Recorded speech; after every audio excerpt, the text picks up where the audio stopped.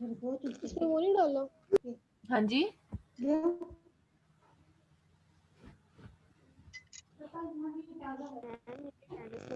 Mobile बंद होने वाला है और लाइट भी नहीं आ रही है। कौन बच्चा बोल रहा है टेनिस का? सॉरी, आपकी आवाज नहीं आ रही। 2014। 2014। अच्छा, यस मैम। मिस 2071 की भी लगा दें, हमारा भी नेट इश्यू है। क्या इशू है आपके नेट का? मैम जो मतलब सिग्नल नहीं आ रहे तो दरमियान में जो है वो क्लास लीव हो जाती है। अच्छा ठीक है।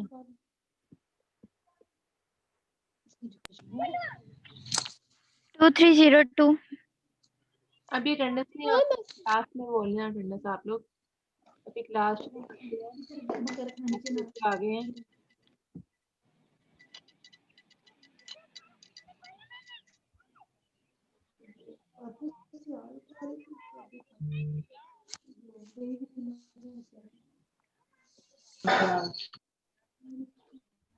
अच्छा, तो कल हम पढ़े थे law of conservation of momentum. हमने इक्वेशन निकाली थी v1 minus v2 is equal to minus c1 dash equation हमने निकाली। आपकी बात है।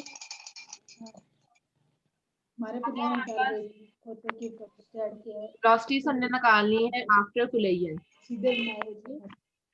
हमने वेलोसिटीज निकालनी है आफ्टर कोलिजन, मतलब डैश की वैल्यू और v2 डैश की वैल्यू। मिस आपकी आवाज नहीं आ रही, इनके माइक म्यूट करवाएं। अच्छा ठीक है।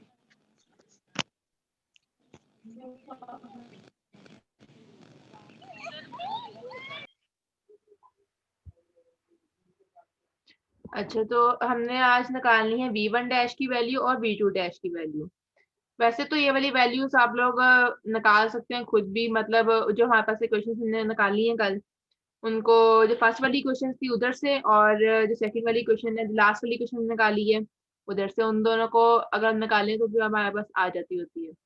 आप लोग अटेंडेंस लास्ट में लगवाइएगा। अच्छा, तो मैं क्या बता रही थी, v1 डैश की वैल्यू निकाली हुई है और v2 डैश की वैल्यू निकाली हुई है। तो सबसे पहले हम निकाल लेते हैं velocity of m1 after collision.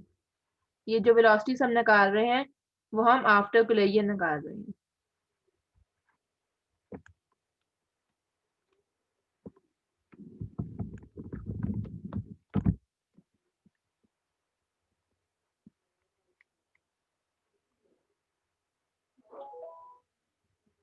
ठीक है। अब हमने कल जो इक्वेशन निकाली थी वो थी v1 minus v2 is equal to v1 dash minus v2 dash और बाहर माइनस। यहाँ से हम क्या करेंगे, v2 डैश की वैल्यू साइड पे कर लेंगे। v2 डैश की वैल्यू जब हम साइड पे करेंगे तो हमारे पास रह जाएगा v1 minus v2 plus v1 dash. ठीक है।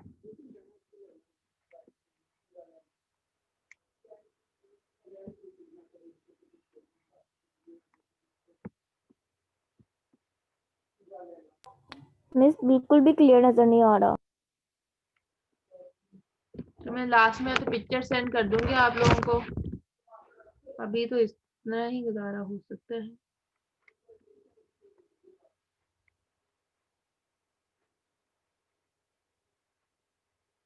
अच्छा, कोई बच्चा लैपटॉप पे लेता है क्लास? कोई बच्चा लैपटॉप पे लेता है क्लास? मिस मैं लेती हूँ। आप लेक्चर रिकॉर्ड कर सकती हो?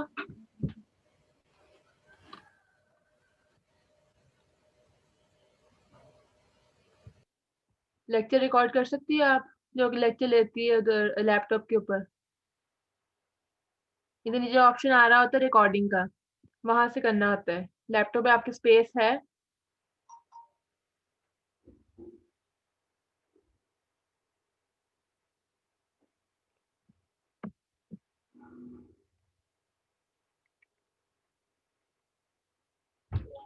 आगे चले आगे करते हैं। v2 डैश की वैल्यू यहाँ से निकाल ली साइड पर। अब हम ये क्वेश्चन नंबर हमारे पास कौन सी हो गई है 3, ये वाली इक्वेशन हमारे पास 2 थी और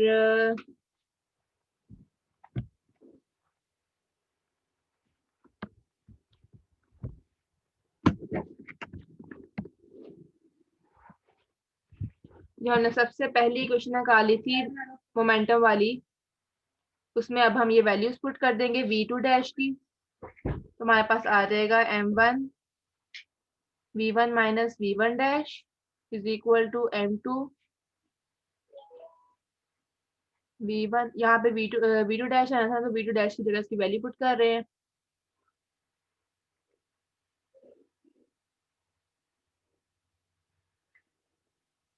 v1 minus v2 plus v1 dash minus v2।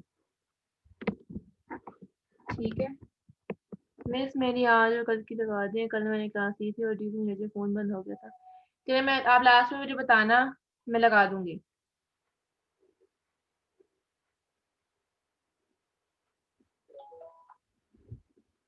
अच्छा तो कहाँ पे थे, वैल्यूज पुट कर दी है, आगे हम मल्टीप्लाई कर देंगे तो आ जाएगा हमें बस m1 v1 minus m1 v1 dash is equal to m2 v1 minus m2 v2 plus m2 v1 dash minus m2 v2।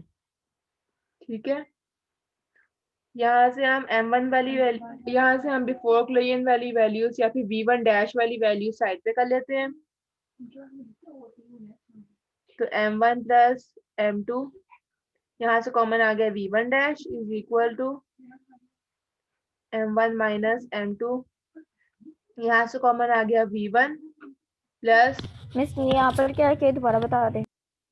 यहाँ पे हमने v1 डैश वाली वैल्यूज और v1 वाली वैल्यूज अलग अलग कर ली है।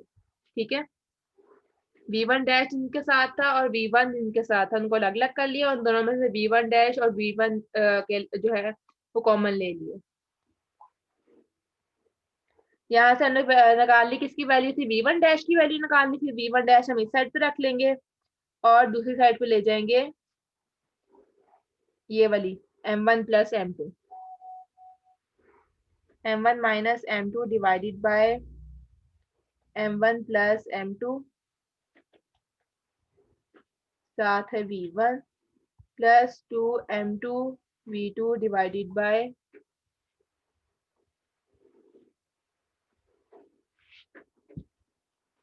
m1 plus m2। ठीक है,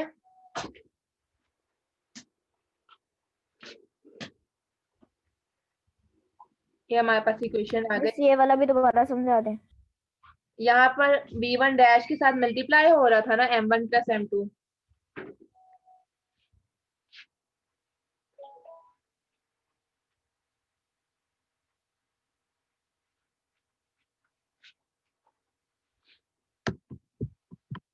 यहाँ पे देखें m1 plus m2 v1 dash के साथ मल्टीप्लाई हो रहा है, वहां पे जब हम लेके जाएंगे तो वहां पे आके डिवाइड हो जाएगा दोनों के साथ, बस उधर लेके गए हैं। ठीक है,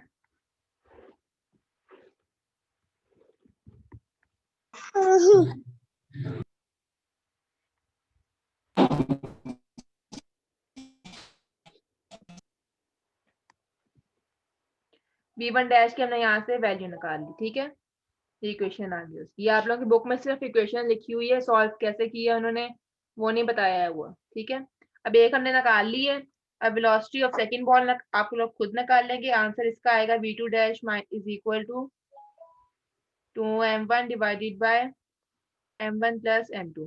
ये आप लोग खुद निकालने की कोशिश करेंगे, अगर हो जाता तो ठीक है, अगर नहीं होता तो मैं आप लोगों को सॉल्व करके पिक्चर सेंड कर दूंगी।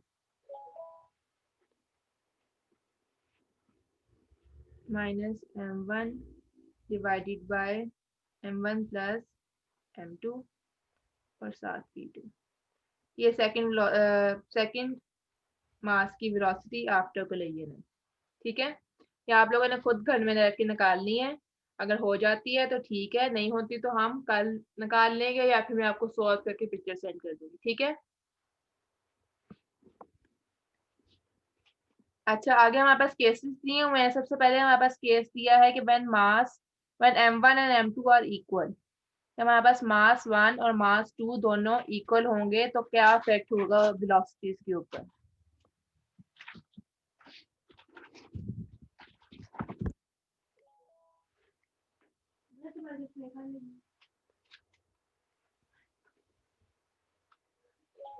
जब हमारे पास सबसे पहले वाला केस आ जाता है, हमारे पास केस नंबर 1, उसके अंदर m1 is equal to m2, दोनों मासेस हमारे पास सेम है, ठीक है। तो हम क्या करेंगे, m1 is equal to m2 हम पुट कर देंगे ऊपर वाली इक्वेशन के अंदर, तो v1 डैश की वैल्यू हमारे पास आ जाएगी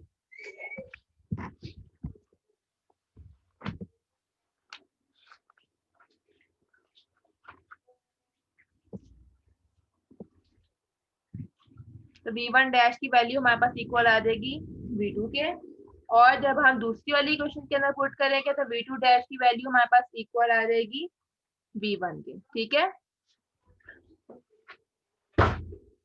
जब दोनों मासेस, अगर हमारे पास दो बॉल्स हैं, उन दोनों बॉल्स के मासेस सेम है, तो फर्स्ट बॉल की वेलोसिटी आफ्टर कोलिजन इक्वल होगी वेलोसिटी के of second ball before collision, और सेकंड बॉल की वेलोसिटी आफ्टर कोलिजन इक्वल होगी वेलोसिटी के बॉल की फर्स्ट बॉल के बिफोर कोलिजन, ठीक है।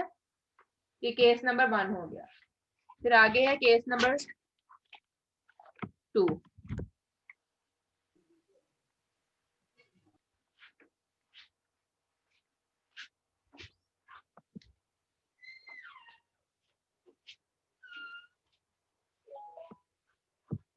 तो केस नंबर 2 में उन्होंने हमें कहा है कि दोनों मासेस जो है वो सेम है, वो पहले में भी सेम थे। अब दूसरे के अंदर उन्होंने ये कहा है कि जो दूसरी बॉल है, जो सेकंड बॉल है, वो रेस्ट पर थी मतलब उसकी वेलोसिटी 0 थी हमारे पास। दोनों जो बॉल्स हैं उनके मासेस सेम है, लेकिन जो दूसरी बॉल है वो उसकी रेस्ट पर थी, इसका मतलब उसकी वेलोसिटी 0 थी। तो जब हम ये वैल्यूज उन दो इक्वेशंस के अंदर पुट करेंगे तो पहली वाली इक्वेशन हमारे पास आ जाएगी v1 dash is equal to 0 और v2 डैश हमारे पास इक्वल आ जाएगी v1 के, ठीक है।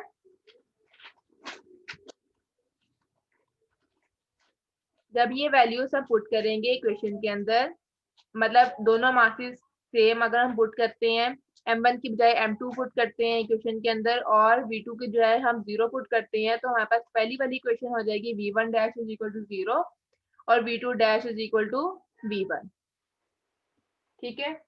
आगे हमारे पास आ जाता है केस नंबर 3।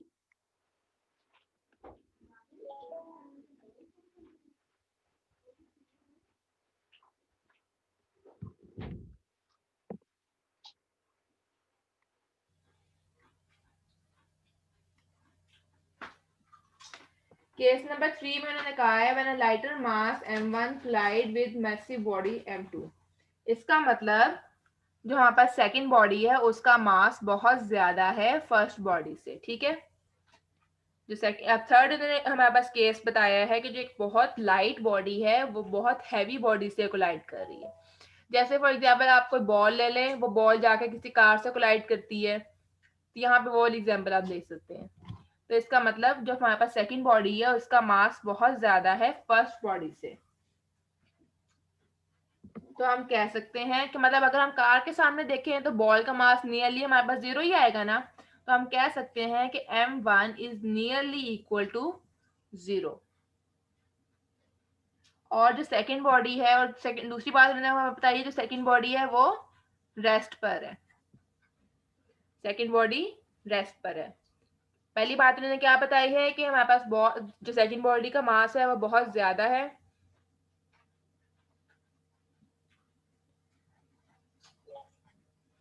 अच्छा ठीक है 2005।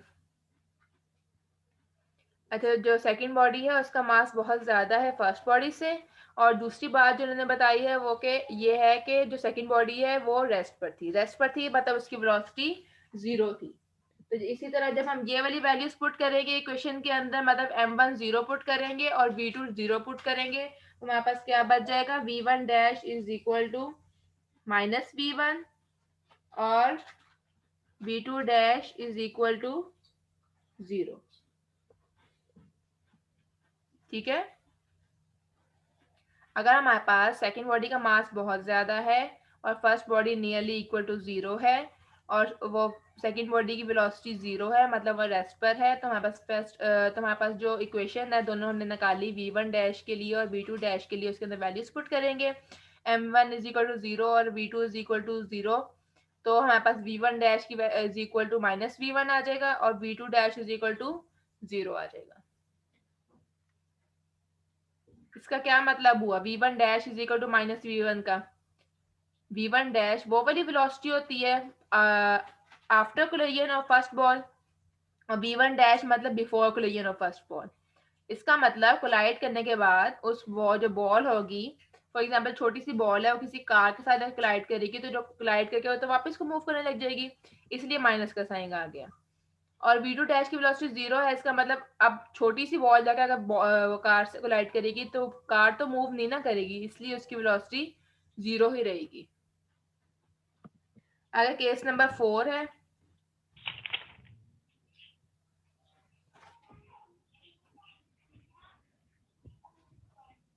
केस नंबर 4 में उन्होंने कहा है कि फर्स्ट बॉल की जो मास है वो बहुत ज्यादा है सेकंड बॉल से।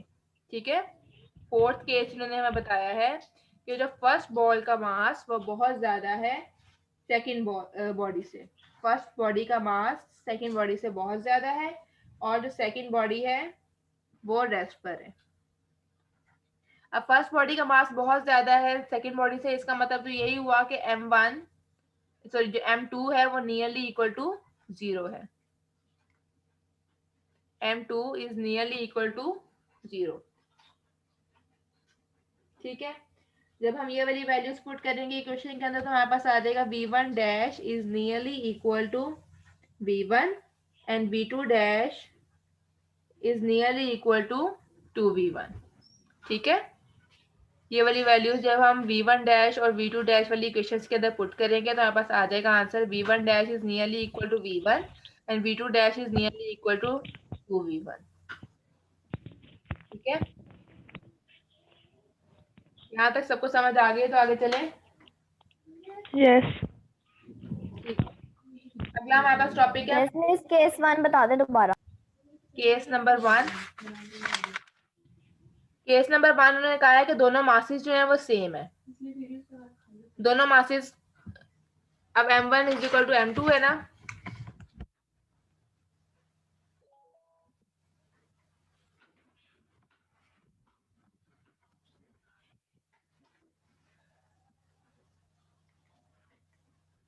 केस 1 हमारे पास ये है कि m1 is equal to m2 है, दोनों मासेस हमारे पास सेम है। फॉर एग्जांपल दो बॉल्स हैं, उन दोनों के मासेस जो हैं वो सेम है और सेम वेलोसिटी के साथ मूव कर रही हैं, तो उनके अगर हम पुट कर दें क्वेश्चन के अंदर v1 डैश और v2 डैश के अंदर, तो हमारे पास अगर हमने m1 की बजाय m2 पुट कर दें इक्वेशन के अंदर और उसको सॉल्व करें तो हमारे पास v1 dash is equal to v2 आ जाता है और v2 dash is equal to v1 आ जाता है।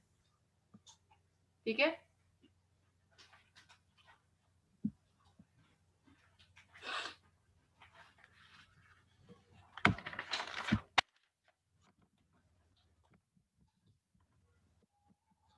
अच्छा नेक्स्ट टॉपिक है हमारा force due to water flow.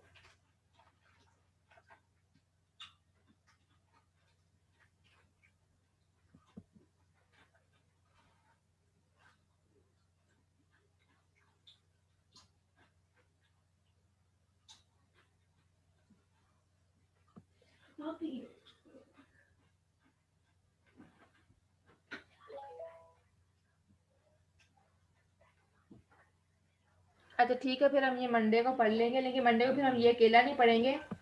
Monday को फिर आप लोगों ने ये करना है कि एक तो वो इक्वेशन में पुट करके देखने वैल्यू और मुझे पिक्चर सेंड करनी है जो जो पुट करेगा। ठीक है, जो मैंने आप लोगों को बताया अभी। वो वैल्यूज पुट करके वो इक्वेशन निकालनी है, और जब भी मैंने मास्टर्स वाला बताया है ना, वो वाली वैल्यूज भी आप लोगों ने इक्वेशन में पुट करनी है और देखना है कि सेम वैल्यू आ रही है या नहीं आ रही। ठीक है? Yes miss.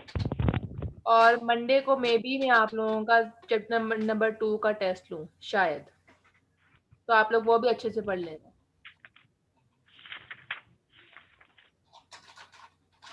ठीक है, अब अटेंडेंस ले लेते हैं।